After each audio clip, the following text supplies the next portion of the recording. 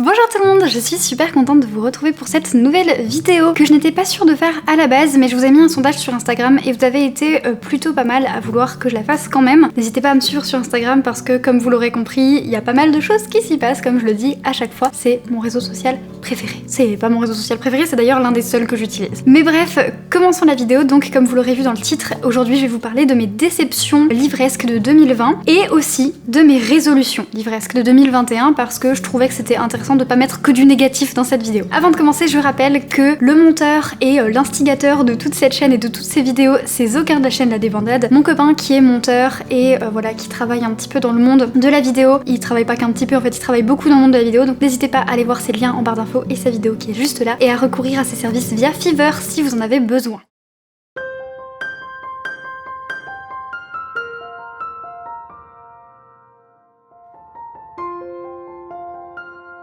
On entame tout de suite, je pense qu'on va commencer avec les flops et qu'on parlera à la fin des résolutions histoire de terminer sur une note positive. Je le dis tout de suite avant de commencer, n'hésitez pas à vous abonner, à activer la petite cloche, à mettre un petit pouce si ça vous a plu, à commenter, à liker, à partager, je crois que j'ai déjà dit liker, ouais, et à me dire vous aussi en commentaire quelles ont été vos déceptions et quelles sont vos résolutions pour l'année. Ça peut être les résolutions seulement livresques, mais ça peut aussi être les autres résolutions. Moi je vais parler que des résolutions livresques parce que bon ben voilà.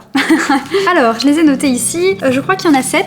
Je vais recompter pour être sûre. 1, 2, 3, 4. Il y en a 7. Ce qu'il faut savoir, c'est que des lectures que je n'ai pas aimées, il y en a probablement eu plus que 7. Mais là, j'ai vraiment voulu parler de celles qui m'ont le plus déçue, on va dire, vraiment. Et il faut noter aussi que il y a aussi des livres que j'ai commencé mais que je n'ai pas terminé parce que vraiment ça ne me plaisait pas. Et donc je ne les ai pas comptés dans mon bilan 2020 parce que bah simplement je les ai pas terminés, donc je les ai pas comptés. Et je crois qu'il y en a vraiment un paquet. Donc il y a pas mal de livres qui ont été des déceptions mais dont je ne peux pas parler en fait. Mais de manière générale, j'aime pas trop parler des choses négatives parce que ça donne un petit peu des mauvaises vibes et tout, j'aime pas trop. Et j'aime bien prendre plus de temps pour souligner le travail positif que le travail négatif. Seulement, je pense que c'est intéressant aussi de temps en temps de mettre en lumière des livres que je n'ai pas aimés pour peut-être vous donner aussi des avis qui sont négatifs, ça peut être intéressant. Il n'y a pas d'ordre de celui que j'ai le plus détesté ou quoi, c'est un ordre chronologique, voilà, on commence en janvier et on termine en décembre. Alors, le premier c'est The Whisper Man de je ne sais même plus qui. Je vais essayer de demander à Robin de le mettre là.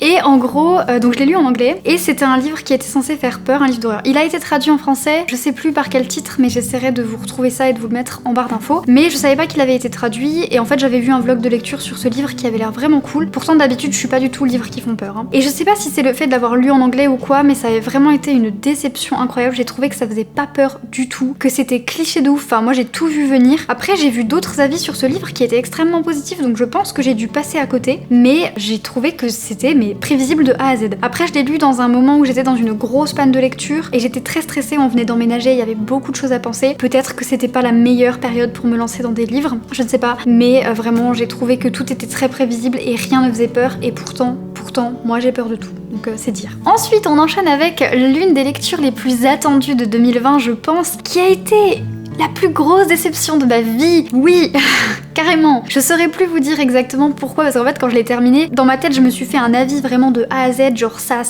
allait pas. Mais au final, j'ai plus refoulé qu'autre chose. Mais il s'agit du spin-off de Hunger Games, donc la balade du serpent et de l'oiseau chanteur je crois. Déjà, comment vous dire que Suzanne Collins nous sort un spin-off, quoi, 13 ans après, 15 ans après? Tu ne peux rien décrire d'autre en fait? Peut-être arrête d'écrire alors, je ne sais pas, mais en fait il faut que les auteurs ils apprennent à laisser leur univers quand l'histoire elle est terminée. On laisse. On arrête les spin-offs. Je déteste ça, les spin-offs. Je sais pas si vous êtes comme moi, mais moi, les spin-offs, je déteste. Parce que, surtout quand ça fait 15 ans, toi, en tant que lecteur, tu t'es fait plein d'idées, tu t'es dit avant, il a dû se passer ça, après, il se passe ça. Et là, on te sort un spin-off et tu te dis, bon, bah, je suis déçue. Alors, pourquoi j'ai été déçue? Déjà, encore une fois, j'ai trouvé que le livre, il était super prévisible. Il y avait vraiment un suspense qui était pas là. Suzanne Collins, je trouvais qu'avant, elle arrivait très bien à faire du suspense, à faire des rebondissements. À chaque fin de chapitre dans Hunger Games, il y avait tellement de rebondissements que tu te disais, mais waouh, il faut que je lise la suite tout de suite, et tu te retrouvais à dévorer le livre en peu de temps. Là, je finissais le chapitre et je me disais j'hésite entre anéantir mes jours et ne jamais relire ce livre. Non, en fait non. Donc voilà, non, c'était niette. Qu'est-ce qui m'a embêté aussi? Oui, j'ai trouvé que c'était très fan service. Je veux dire, comme par hasard, on suit le président Snow qui va comme par hasard, se retrouver mentor d'une jeune fille du district 12. Comme par hasard, cette jeune fille, elle va chanter des chansons que Katniss chantait aussi. Comme par hasard, on va voir des Gémeaux-cœurs un peu par-ci par-là. Comme par hasard, on va voir tel personnage apparaître. Et comme par hasard, on va voir tel personnage. C'était que du fanservice. J'ai trouvé que Suzanne Collins, elle nous foutait un personnage qu'on connaît par-ci pour nous faire plaisir, un truc qu'on connaît par-ci pour nous faire plaisir, ça pour nous faire plaisir, ça... Non. Non. Et j'ai trouvé que le personnage principal, déjà j'arrive pas à dire son prénom, Coriolanus, je ne sais pas. Déjà son prénom est extrêmement moche. Ça c'est un jugement de valeur pur et simple, hein, donc on s'en fiche pour la critique, mais vraiment. Ensuite, dedans il y a le mot anus, je veux dire, tu peux pas être sérieux quand dans ton prénom, il y a le mot anus. Et ensuite, son prénom ressemblait beaucoup trop à coronavirus pour que les gens le lisent sereinement, ce livre. Ça, c'est 3 points qui sont vraiment des jugements de valeur, mais vraiment... Mais bon, ce personnage, donc, qui est censé être le pire méchant de l'histoire de la planète, c'est un président tyrannique qui boit du sang, et ben en fait... C'est un pauvre jeune de 18 ans qui est paumé. La plupart du temps, on comprend même pas pourquoi est-ce qu'il fait ce qu'il fait. La plupart du temps, il fait un truc pour telle raison et après il va changer d'avis et après ceci. Et tu te dis, mais mec, est-ce que en fait t'as des vraies ambitions ou juste t'es un mouton qui suit? Parce que vraiment, je suis tellement... Non, j'ai même pas envie de parler de ce livre. Par contre, j'ai vu une américaine qui avait fait une critique de ce livre. Elle était très déçue aussi. J'ai trouvé que son avis correspondait vraiment à ce que moi j'en avais pensé. C'est Nephir, Memphis, je sais plus. Je vous mettrai sa vidéo ici. Je sais pas pourquoi je montrais la barre d'infos, je me sers du petit i et tout le temps, donc je mettrai sa vidéo ici. Vraiment, tous les côtés négatifs qu'elle cite, c'est exactement ce que j'ai pensé. Et j'ai trouvé ça rigolo parce qu'avec ce livre, c'était où les gens ils ont adoré, ou les gens ils ont détesté. Mais il n'y avait pas d'entre-deux. Et j'ai été soulagée aussi de voir que j'étais pas la seule à avoir détesté, parce qu'au final, forcément, tu termines ce livre et tu l'as détesté et tu te dis, bon, c'est moi qui ai un problème ou quoi? Donc voilà, j'ai détesté et j'ai même plus envie d'en parler. Je l'ai tellement refoulé que non, c'est plus possible. Déjà, les spin-offs, j'aime pas ça, mais en plus, quand un spin-off, c'est juste du gros fanservice, j'aime pas ça non plus. Là, vraiment, l'histoire, elle avait pas trop de sens, il y avait vraiment pas d'intérêt. Et il y avait tellement d'autres moments dans l'histoire de Hunger Games qui auraient été intéressants à raconter plutôt que ça. Bon, bref. Là, vraiment, je bitch pour bitcher, donc je vais arrêter. Ensuite, on retrouve Sur le fil de Estelle Mascamé. Alors... Vraiment, je suis désolée, mais tous les livres que j'ai vraiment pas aimés, déjà je peux pas vous les montrer parce que je les ai tous, je m'en suis tous débarrassée, en me disant que peut-être d'autres personnes les apprécieraient. En plus, j'ai l'impression de les avoir tellement refoulés que j'ai du mal à en parler. Mais je vais essayer quand même. Donc sur le fil d'Estelle Mascamé, j'ai trouvé que déjà c'était encore une fois très prévisible. L'une des premières choses qui fait que je n'aime pas un livre, c'est qu'il est très prévisible. Mais en plus, le personnage principal, il est d'un égoïsme. En fait, si vous voulez, le plot principal, c'est que, si je dis pas de bêtises... Oui, c'est bon, je me souviens. Il y a 2 jumeaux qui ont perdu leurs parents dans un accident de voiture.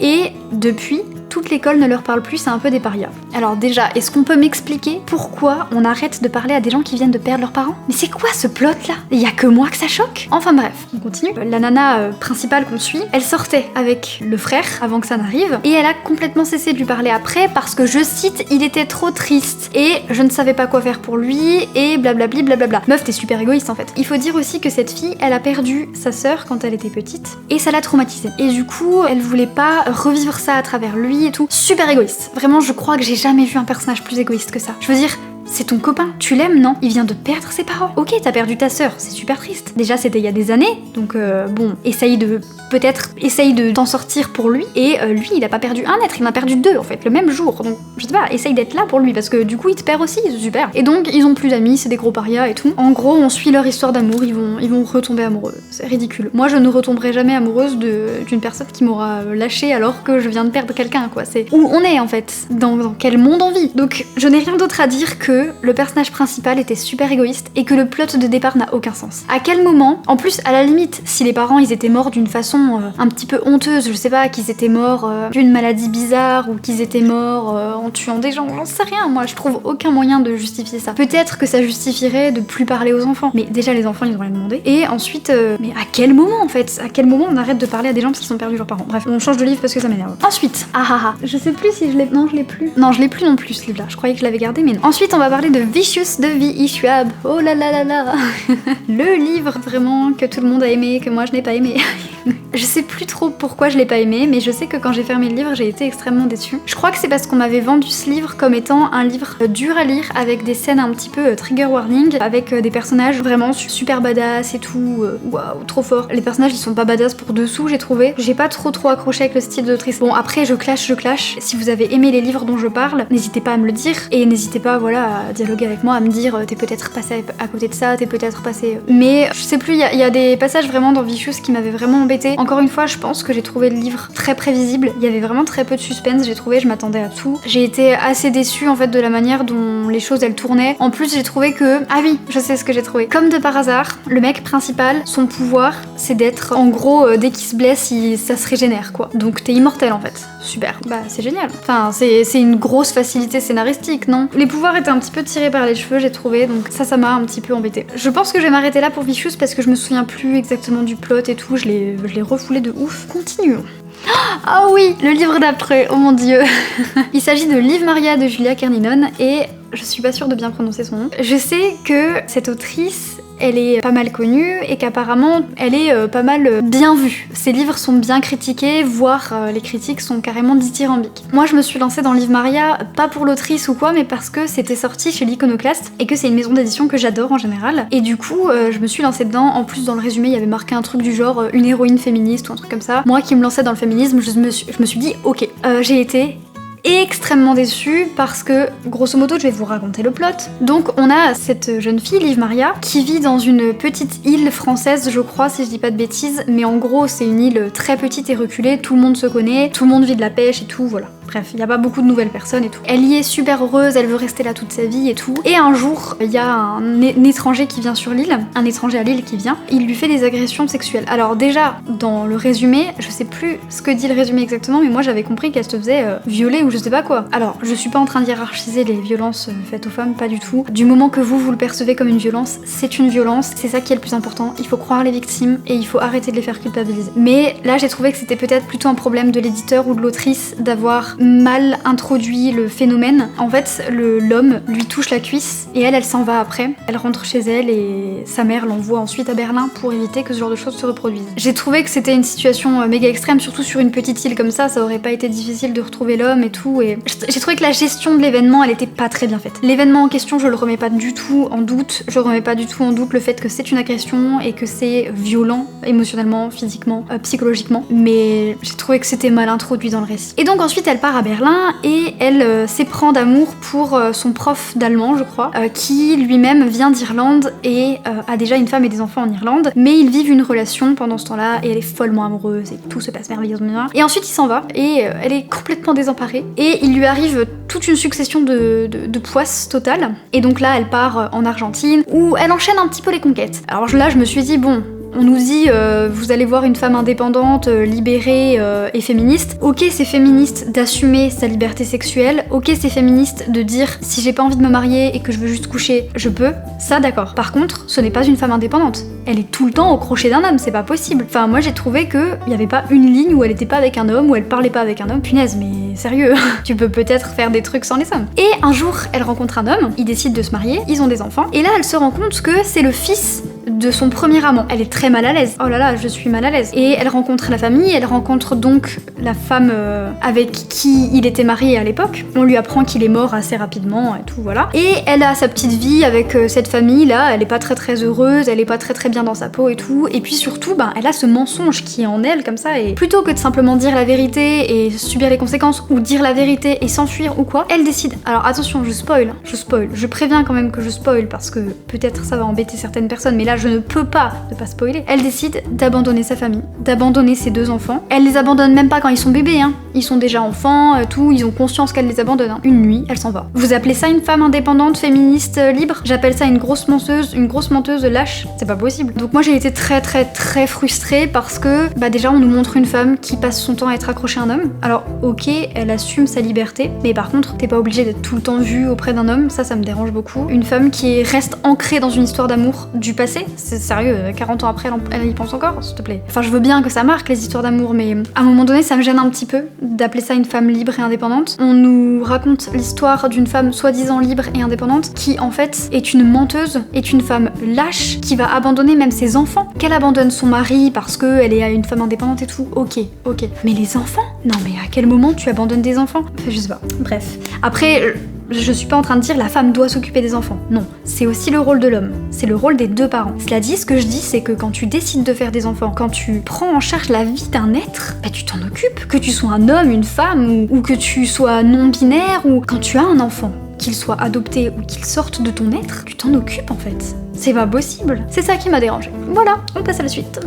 Bibou bibou. Ensuite, on a Four Dead Queens de je sais plus qui, je me souviens plus de l'auteur.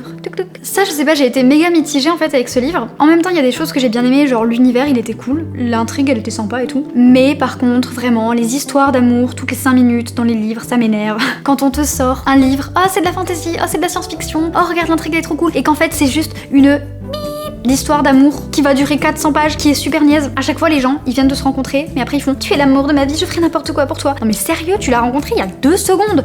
Sérieux. En fait, bref, voilà, mettons que ce soit possible. Un amour très fort. La nana, elle tombe amoureuse et elle est aimée réciproquement par un homme qui est réputé pour ne pas avoir d'émotions. Ah ouais ? N'importe quoi. Bref, donc encore une fois j'ai aussi trouvé que c'était très prévisible, je me suis attendue à tout ce qui se passait dans le livre et j'étais extrêmement déçue, c'est dommage. Après vraiment j'ai vraiment un sentiment mitigé parce que l'univers il était vraiment sympa, il aurait été bien s'il avait été approfondi ou quoi, mais vraiment là c'était prévisible. Et je pense que ce qui m'a le plus dérangé dans ce livre c'est cette histoire d'amour. C'est que ils sont toujours obligés dans le young adulte de nous foutre des histoires d'amour à tout va, alors qu'il n'y a pas besoin. Y a pas besoin. On aime bien les histoires d'amour, mais vous pouvez la mettre en fond, ou vous pouvez la mettre, je sais pas, juste à la fin, ou juste au début, ou peut-être ne pas en mettre du tout. Bref, on va enchaîner avec la dernière déception, qui a été ma dernière lecture de 2020 en plus. Il s'agit de Aria de Nazanin Ozar, publié au Seuil. J'en ai parlé dans mon vlog que je vous mets juste ici. D'ailleurs, dans le vlog, je venais juste de commencer le livre et j'étais en mode oh j'adore, j'adore, j'adore. Et après, j'ai été déçue. En fait, j'ai trouvé que le livre, encore une fois, on nous dit c'est une odyssée féministe. Ok, d'accord. Et on va suivre Aria de sa naissance à ses 30 ans, je crois, en Iran. On démarre dans les années 1950 et puis on termine en 1980-90, en gros. Et au début, je trouvais que c'était cool parce que l'autrice elle abordait plein de problèmes différents, le handicap, la précarité, les femmes, les dissonances de religion, les problèmes politiques, elle abordait tout ça en Iran. Je me disais c'est super cool, il y a plein de trucs qui sont abordés. Sauf qu'en fait, l'autrice elle aborde tellement de choses que rien n'est abordé avec profondeur, rien n'est expliqué, on te fout tout ça comme ça à toi lecteur et débrouille-toi. Tu es un lecteur occidental qui ne connaît pas l'histoire de l'Iran ? Tant pis, débrouille-toi. Et donc on se retrouve perdu. Enfin je sais pas.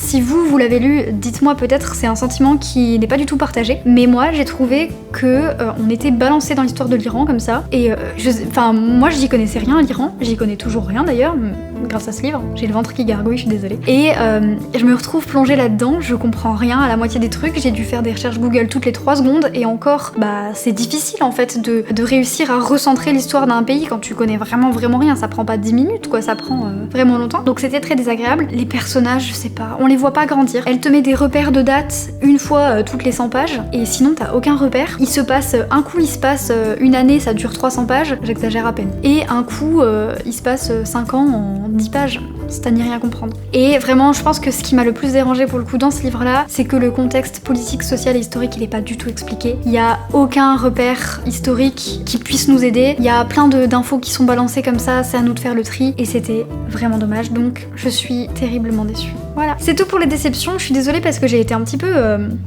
clash, je trouve. Enfin, cash, pas clash. J'ai clashé, j'ai été cash.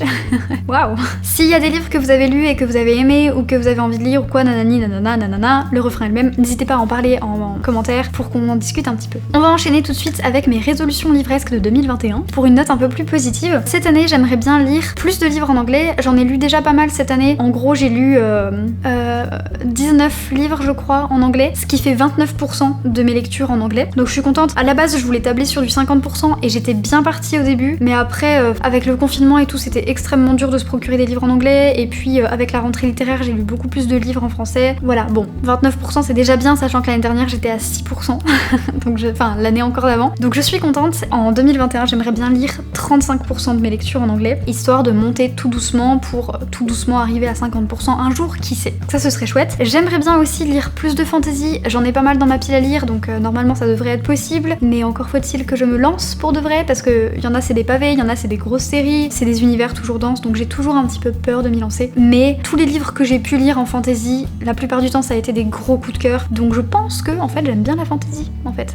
Donc voilà. Et j'ai un autre objectif aussi, c'est d'avoir moins, voire pas du tout de déception. Ce que je veux dire, c'est que en 2019, j'ai eu très peu de déceptions. Je crois que j'en ai eu 4 des flops. C'est parce que j'avais ce petit mantra, ça ne te plaît pas, tu tu abandonnes. C'est tout. Et en 2020, je sais pas si c'est à cause de YouTube, de Instagram, de la pression que je me mettais ou quoi, mais j'abandonnais moins. J'ai abandonné plein de livres, mais j'en ai abandonné moins. Et je sais pas pourquoi. Peut-être parce que j'étais un peu plus radine et je me suis dit, bon, tu l'as payé, tu le termines, bon, on te l'a offert, tu le termines, t'en as parlé sur Instagram, tu le termines, t'as envie d'en parler sur YouTube, tu le termines. Je ne sais pas, vraiment je ne sais pas. Mais c'est dommage parce que là, quand je regarde mon bilan et que voilà, je fais un petit peu le topo, je regarde mon truc et je me dis, bon, il y a quand même presque autant de livres que t'as pas aimé que de livres que t'as aimé, c'est dommage quoi. Parce que là, je vous ai parlé que de 7 flops, mais en gros, des livres que j'ai pas aimé et que j'aurais pu abandonner, il y en a une vingtaine. Voilà. C'est quand même dommage sur 60 livres lus d'avoir une vingtaine de livres qu'on n'a pas aimé. Donc l'année prochaine, je vais vraiment essayer, enfin cette année du coup, je vais vraiment essayer de... Bah ça me plaît pas, j'abandonne. Hein. Et puis c'est pas grave, c'est pas la fin du monde d'abandonner. Dites-moi si vous êtes team abandon ou team je me force à lire,